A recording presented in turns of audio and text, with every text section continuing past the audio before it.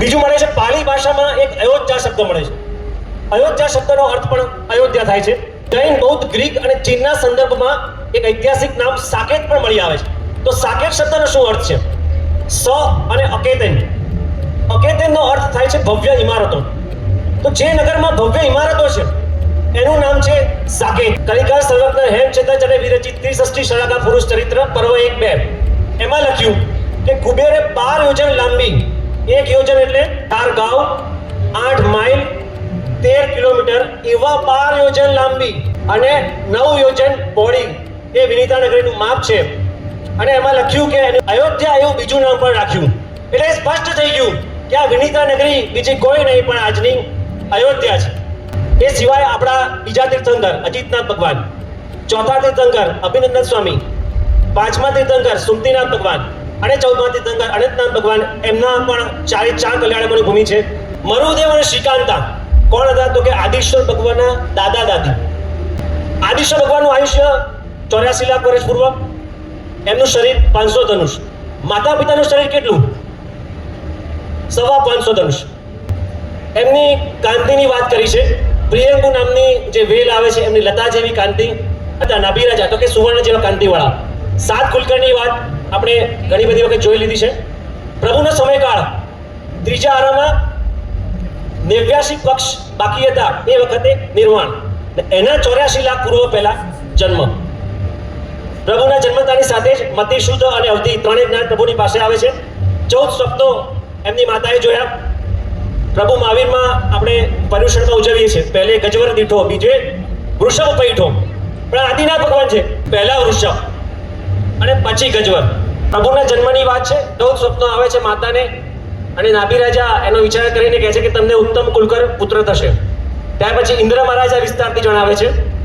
અને ચૈત્ર માસના કૃષ્ણ પક્ષની અષ્ટમીના દિવસે એ જન્મ થાય છે યુગલનો. તો કે વૃષભ, સૌથી પહેલા માતાએ સ્વપ્નમાં વૃષભને જોયો હતો અને પ્રભુના સાથળમાં પણ વૃષભનું ચિહ્ન હતું. એટલે માતા પિતાએ વૃષભ એવું નામ રાખ્યું. પ્રભુ 1 વર્ષના થયા ત્યારે વંશની સ્થાપના કરવા માટે ઇન્દ્ર મહારાજા આવ્યા. પ્રભુ પિતાના ખોળામાં બેઠા હતા અને સહજ રીતે પ્રભુએ એ ઇન્દ્ર મહારાજા પાસે જે ઇક્ષુ હતી એ ઇક્ષુલતા ગ્રહણ કરી, શેરડીનો સાંઠો. અને એ જે ઘટના છે એનાથી પ્રેરાઈને પ્રભુના વંશનું નામ ઇક્ષ્વાકુ વંશ નામ પડ્યું. તીર્થંકરને જે 34 અતિશયો પ્રાપ્ત થાય તે પૈકીના 4 અતિશયો જન્મથી પ્રાપ્ત થયા. જેમ કે પ્રભુને પરસેવો ના થાય, દુર્ગંધ ના આવે, એમનામાંથી લોહી ના નીકળે, દૂધની ધારા નીકળે, ક્યારે શરીરમાંથી ગંધ ના આવે, એમના આહાર નિહાર ચર્મ ચક્ષુથી અગોચર હોય. સુમંગલા અને સુનંદા નામની એમની પત્નીઓ, સુમંગલાથી ભરત અને બ્રાહ્મી એ 2 એમના સંતાન થયા અને બીજા 98 પુત્રો, જેમાં 49 જોડલા તરીકે, અને સુનંદાથી બાહુબલી અને સુંદરી. અયોધ્યાની રાજ્ય વ્યવસ્થાની વાત કરવી છે કે યુગલીઓએ રાજા બનવા માટે વિનંતી કરી તો નાભિરાજાએ કહ્યું કે ઋષભ એ જ તમારો રાજા થાવ. પિતા પાસેથી પરમિશન મળી ગઈ અને પછી એમનો રાજ્યાભિષેક થયો. અયોધ્યાના વૈભવની વાત કરવી છે. 8 દરવાજા હતા, મોટો કિલ્લો, રત્નમય તોરણો, 1200 ધનુષ ઊંચો અને 800 ધનુષ ઊંડો, 100 ધનુષ પહોળો એવો કિલ્લો. અને એ સુવર્ણના કિલ્લા પર મણિમય કાંગરા અને એની વચ્ચે જે છે એ બધા માટેના મહેલ. નાભિરાજા માટે 7 માળનો, ચારે બાજુ કોટ અને ખાઈવાળો એક ચોરસ મહેલ. ભરત માટે સર્વતોભદ્ર જાતિનો 7 ભૂમિનો એક વર્તુળાકાર મહેલ.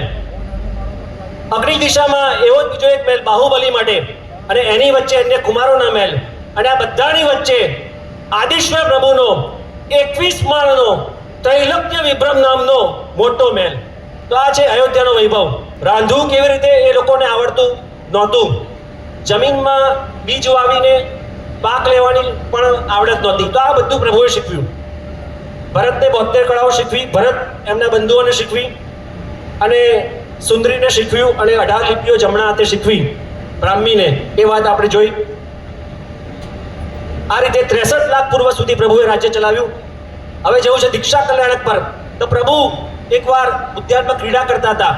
ત્યાં 5મા દેવલોક દેવતાઓ આવ્યા. પ્રભુને કહ્યું કે પ્રભુ, જેમ તમે સર્વલોકની વ્યવસ્થા ગોઠવી, જેવી રીતે આ નીતિ અને રીતિ શીખવાડ્યા, એવી રીતે હવે ધર્મતીર્થને પ્રવર્તાવો. અને પ્રભુની દીક્ષા લેવાની ઈચ્છા હતી જ. પ્રભુ નગરમાં પાછા ફર્યા, પોતાના પુત્રોને બોલાવ્યા, ભરતને કીધું કે હે ભરત, હવે અમારે સંયમના માર્ગે જવું છે, તો તમે આ રાજ્ય ગ્રહણ કરો. ભરતને તો એકદમ શોકમાં પડી ગયા. ભરતને થયું, પ્રભુ કે જે તમારા ચરણ કમળમાં સુખ છે, આ રાજ્યમાં એ સુખ નથી, તમારા ચરણમાં સુખ છે. પણ પ્રભુએ ખૂબ સુંદર શબ્દો કહ્યા કે જેવી રીતે રાજા ન હોય, પ્રભુના શબ્દો સાંભળજો કે રાજા ન હોય તો રાજા વગરનું નગર કેવું હોય? તો કહે છે કે રાજા વગરનું નગર એક મત્સ્ય ન્યાય જેવું થઈ જાય. મોટી માછલી નાની માછલીને ગળી જાય, પછી કોઈ કોઈનું સમજે નહીં. એટલે રાજ્ય વ્યવસ્થા જરૂરી છે. અને એ શબ્દો સાંભળ્યા અને પછી ભરતે રાજ્ય સ્વીકાર્યું, અને જેવી રીતે એમના પિતાનો રાજ્યાભિષેક થયો હતો એ જ રીતે ભરતનો પણ રાજ્યાભિષેક થયો.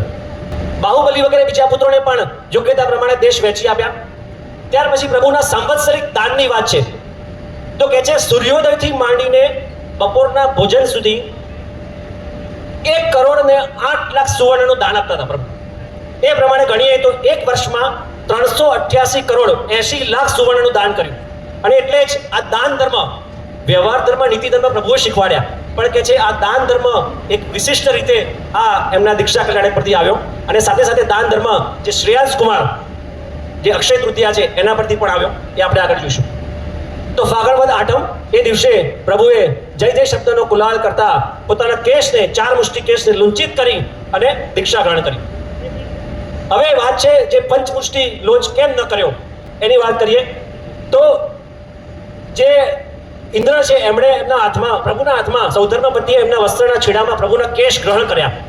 અને પ્રભુએ પોતાની ઈચ્છા દર્શાવી કે મારે પંચમુષ્ટિનો લોચ પણ કરવો છે. તો ઇન્દ્ર અટકાવ્યા. શું કહ્યું? એ શબ્દો બહુ સરસ છે કે હે પ્રભુ, હવે તેટલી કેશવલ્લી રહેવા દો, કેમ કે જ્યારે પવનથી આ કેશવલ્લી ઉડીને જે તમારા સુવર્ણ જેવી કાંતિવાળા ખભા ઉપર આવે છે ને, મરકત મણી જેવી એ શોભે છે, એટલે આ 5 મુષ્ટિની જે છેલ્લી જે કેશવલ્લી છે એ છોડી રહેવા દો. અને બહુ સરસ શબ્દો છે કે પ્રભુ ક્યારેય પોતાના એકાંત ભક્તો, આપણા માટે પણ પ્રેરણારૂપ છે, એકાંત ભક્તોની યાચનાનું પ્રભુ ખંડન કરતા નથી. આપણે પણ આ શબ્દમાંથી ઘણી બધી પ્રેરણા લેવા જેવી છે. અને એટલે કેશવલ્લી રહેવા દે છે. અને જે વાળ કાઢી નાખ્યા તે બધા ક્ષીર સમુદ્રમાં પધરાવે છે. દીક્ષા લે એ વખતે છઠનો તપ હોય છે.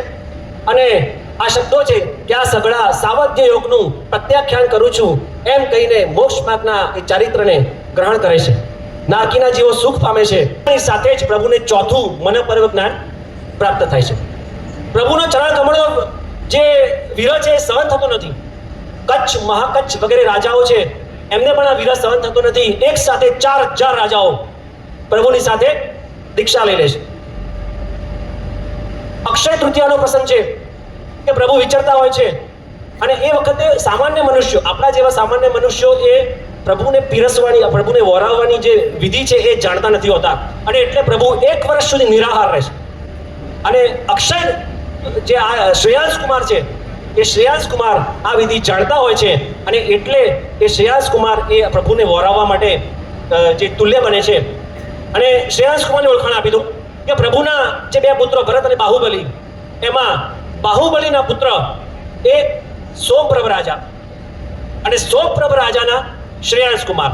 એટલે પુત્રના પૌત્ર, એટલે ભગવાન આદિશ્વરના પ્રપૌત્ર થાય. શ્રેયાંશ કુમાર એટલે ભગવાન આદિશ્વરના પ્રપૌત્ર. તો ભગવાન વિચરતા હોય છે, નગરમાં ખબર પડે છે કે ભગવાન આવ્યા છે, બધા લોકોનો કોલાહલ થાય છે. આ બાજુ શ્રેયાંશ કુમાર પોતાના મહેલની અંદર હોય છે.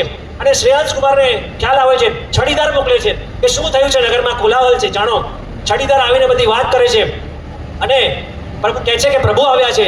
શ્રેયાંશ કુમાર તરત બહાર જઈને પ્રભુને ચરણમસ્તક કરે છે, વંદન કરે છે. અને એ વખતે એ દ્રશ્ય જોઈને શ્રેયાંશ કુમારને પોતાના પૂર્વભવનું જાતિસ્મરણ જ્ઞાન થાય છે.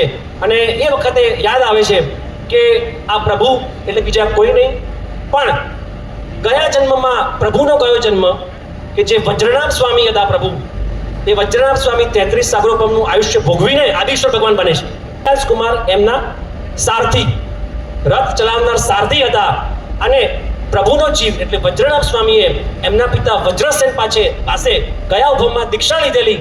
એ વખતે શ્રેયાંશ કુમારના જીવે પણ વજ્રસેન સ્વામી પાસે દીક્ષા લીધી હતી. એ વાતનું એમને જાતિ સ્મરણ જ્ઞાન થાય છે. ઇક્ષુરસના ગળાઓ પ્રભુને વરાવવામાં આવે છે. અને પ્રભુના એ તપનું પારણું થાય છે, જેનો આપણે સૌ અક્ષય તૃતીયા તરીકે એ દિવસ ઉજવીએ છીએ, વૈશાખ સુદ 30.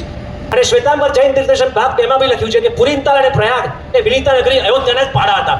એટલે ચોથું જે કલ્યાણક છે એને પણ આપણે અયોધ્યા સાથે સાંકળીએ તો ખોટું નથી. કેવળ જ્ઞાનના કલ્યાણકને પણ આપણે અયોધ્યા સાથે સાંકળીશું તો જરાય ખોટું નથી. એટલે ચારેય કલ્યાણક પ્રભુના અયોધ્યામાં થયા છે, બરાબર. તો એની સાથે જે બીજા તીર્થંકરો છે, અજીતનાથ ભગવાન, સુમતીનાથ ભગવાન, અભિનંદન સ્વામી ભગવાન અને અનંતનાથ ભગવાન, આ ચારના પણ ચારે ચાર કલ્યાણકો અયોધ્યામાં થયા છે. પ્રભુના પણ ચારે ચાર કલ્યાણકો અયોધ્યા, એટલે 5 તીર્થંકરોના 4 કલ્યાણક, એમ 20 કલ્યાણકોની આ ભૂમિ છે અયોધ્યા. તો ખરેખર આ ભૂમિને કોટી કોટી વંદન. છેલ્લે અયોધ્યા તીર્થ અને પુરીનતાલ તીર્થ એનું વર્ણન કરીને હું મારા વક્તવ્યને વિરામ આપીશ. ચકડમુખ ઉદ્યાનમાં પ્રભુને કેવળ જ્ઞાન થાય છે તે આપણે જોયું છે. આદિકૃષ્ણ ભગવાનનો સંઘ કેવો હતો? આપણા સંઘની વાત કરીએ 2000 માણસ, 4000, 5000, 10000, 15000 માણસ, છેલ્લે લિમિટ છે. પ્રભુનો સંઘ કેવો હતો? તો કે છે 1,85,650 મુનિઓ, 3 લાખ સાધ્વીઓ, 3,50,000 શુદ્ધ સંભક્તધારી શ્રાવકો અને 5,54,000 શ્રાવિકાઓ. તો આ પ્રભુના સંઘનું વર્ણન છે. આ રીતે 1 લાખ પૂર્વ સુધી વ્રત પાડીને છેલ્લે અષ્ટાપદ પર મેરુ તેરસ એટલે પોષ વદ તેરસનો દિવસ છે, એ દિવસે પ્રભુનું નિર્વાણ થાય છે.